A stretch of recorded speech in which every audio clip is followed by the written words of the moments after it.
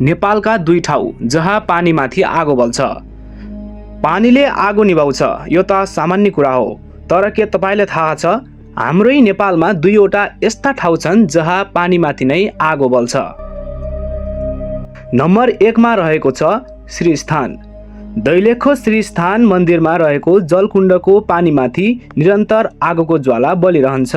धार्मिक रूपमा यसलाई भगवान शिवको चमत्कार मानिए पनि वैज्ञानिक हिसाबले यो जमिनमुनि प्राकृतिक पेट्रोलको खानी रहेको कारण भएको हो। नम्बर 2 मा रहेको छ म्याग्दीको तातो पानी। म्याग्दीको भुरुङ तातो पानी कुण्डमा जमिन मुनिबाट उम्लिएको पानी निस्कन्छ।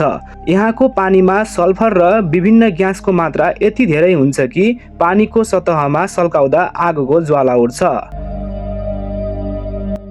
प्रकृतिको यो अद्भुत खेल हेर्न मानिसहरू टाढा टाढाबाट पुग्ने गर्छन्। के तपाईँ यी ठाउँमा पुग्नु भएको छ? कमेन्टमा लेख्नुहोला। भिडियो मन परे लाइक र सब्स्क्राइब गर्न नबिर्सिनुहोस्। धन्यवाद, नमस्कार।